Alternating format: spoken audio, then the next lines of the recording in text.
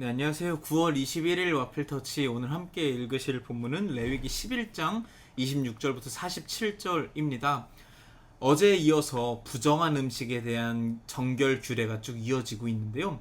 솔직히 말씀드리면 이게 무슨 소린가 싶으시죠? 저도 같은 마음입니다. 정말 읽으면서 이걸 어떻게 해석을 해야 되나 굉장히 어려움이 많은 본문이었는데요. 예전에 저희 와플턴즈 목요일날 설교해주시는 이정도 목사님 계시죠. 이정도 목사님께서 이 레위기 정결규례에 대해서 잘 정리를 한번 해주신 적이 있어요. 그래서 그걸 토대로 제가 간단하게 좀 요약 정리를 해드릴까 합니다. 먼저 이 레위기 11장 전체를 요약을 하자면 어떤 음식은 깨끗하고 어떤 음식은 안 깨끗하다라고 얘기를 하는 것입니다.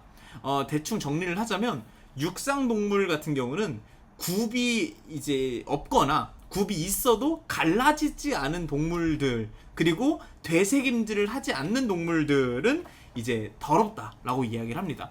대표적인 게 이제 돼지를 생각하시면 되겠는데요. 굽이 없죠. 그리고 되새김질을 하지 않고 다 먹는 동물입니다. 대표적인 게 돼지라고 할 수 있겠죠. 그리고 수중생물 같은 경우는 비늘이나 지느러미가 이제 없는 동물들, 예를 들면 민물고기 같은 경우 있죠. 민물고기들, 장어들 뭐 이런 동물들은 이제 더럽다라고 얘기를 하시고요. 곤충 같은 경우는 이제 뛰는 다리가 있는 곤충은 괜찮습니다.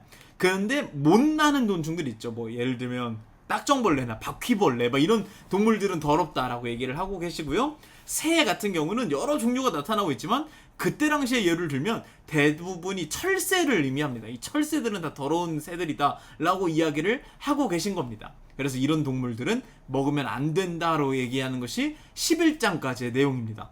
저희가 과연 이걸 어떻게 이해해야 할까요?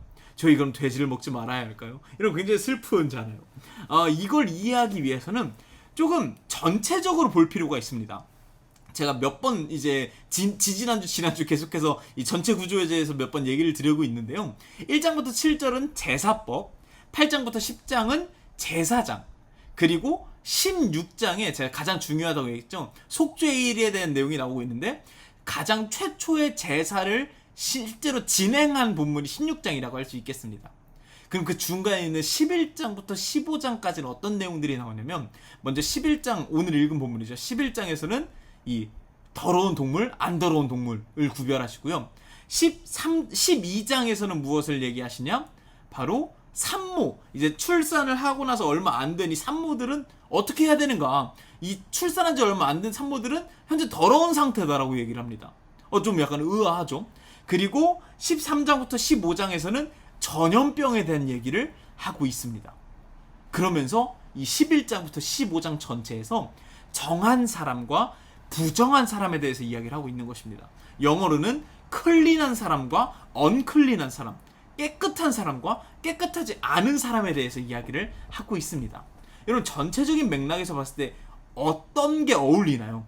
그냥 뜬금없이 하나님께서 너는 깨끗해, 너는 안 깨끗해 라고 얘기를 하시는 게 문맥상 어울리나요? 아니면 지금 제사에 대한 설명을 쭉 하시고 제사를 실제로 진행하기 전에 어떤 사람은 제사에 들어올 수 있고 어떤 사람은 제사에 들어올 수 없다라고 설명을 하시는 걸로 판단하는 게 합리적일까요?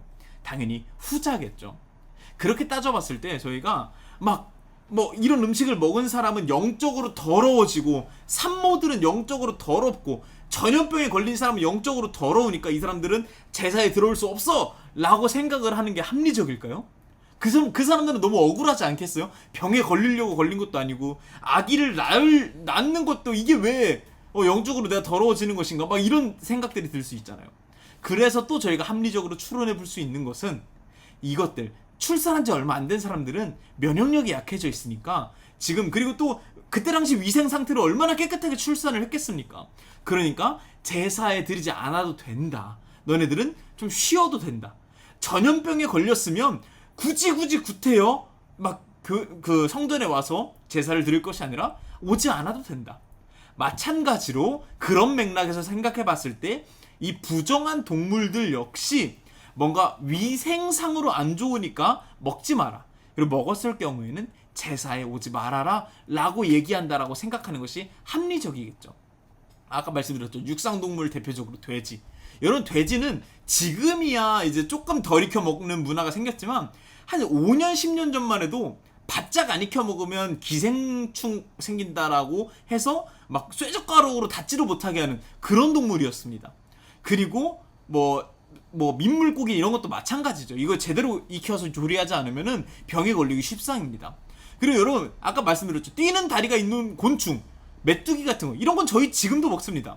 근데 여러분 바퀴벌레 이런 거 안 드시잖아요. 위생적으로 더러우니까.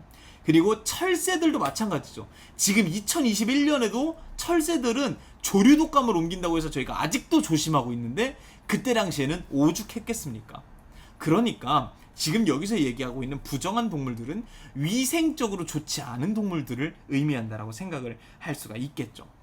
그리고 그런 사람들은 제사에 참여하지 않아도 된다라고 얘기하는 것이 오늘 본문의 내용이다. 16장, 15장까지의 내용이다라고 생각할 수가 있을 것 같습니다. 그러면 저희가 오늘 본문을 통해서 무엇을 생각해 보면 좋을까요? 아, 이런 동물은 먹고 이런 동물은 먹지 말아야겠다라고 생각을 하는 것이 옳을까요? 아니겠죠. 저희가 오늘 본문을 보고서 막 동물 막 어떤 동물인지 막 열심히 볼 필요 본다면 뭐 성경은 뭐 다 열심히 보면 좋겠지만 그럴 필요보다는 이것을 깨닫는 게 훨씬 중요한 것 같습니다. 아, 하나님은 저 멀리서 그냥 날 그냥 관망하고 신처럼 막 이렇게 있는 게 아니라 굉장히 내 일상에 내 일상 생활에 관심을 가지시는 분이구나라는 것을 생각하는 것이 훨씬 더 좋지 않을까 하는 생각이 듭니다.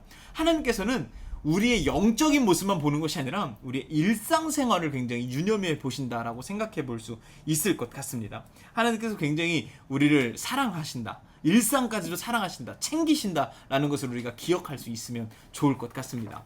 그런 맥락에서 살펴봤을 때 마침 제사 참석에 대한 내용이 나와서 얼마 전까지도 아니죠. 지금도 저희가 코로나 때문에 교회에 이제 오프라인으로 가서 대면 예배를 드리고 이런 것들에 때문에 굉장히 막 설왕설래 말이 많잖아요.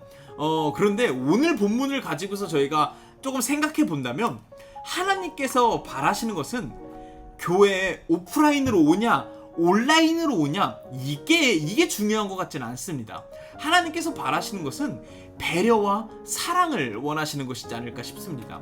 하나님조차도 우리의 일상생활을 이렇게 가까이 들어가시면서 관심을 가지시고 사랑해 주시는데 사람들끼리 오지 않는다 그래서 비난하거나 막 간다 그래서 욕하거나 이러지 말고 서로 사랑하고 배려하고 일상을 돌아보는 그런 모습을 훨씬 더 바라시는 것은 아닐까 하는 생각이 들었습니다. 진정한 사랑은 균형과 배려구나 라는 것을 생각해 볼 수 있었으면 좋겠고요. 오늘 본문 말씀을 통해서 막 머리 아프게 생각하시기보다는 하나님께서 나의 일상생활까지 굉장히 깊게 관심을 가지시면서 사랑하시는구나, 참 감사하다. 그리고 나도 이런 마음으로 다른 사람들의 일상을 돌보면서 사랑해야겠다. 그냥 내가 막 나 영적인 것만 중요해 하면서 막 맨날 막 기도하고 하지만 내 주위에 일상생활이 힘들어하는 사람들을 돌보지 않는 것보다는 그들의 일상까지도 돌보는 그런 모습을 훨씬 더 기쁘게 여기시겠구나 라고 생각할 수 있는 저와 여러분이 될 수 있으면 좋겠습니다. 레위기 어려운 말씀인데 잘 같이 보고 계셔가지고 참 감사하고요. 오늘 말씀을 통해서 우리가 많은 것들을 깨달아 볼 수 있으면 좋겠습니다. 감사합니다.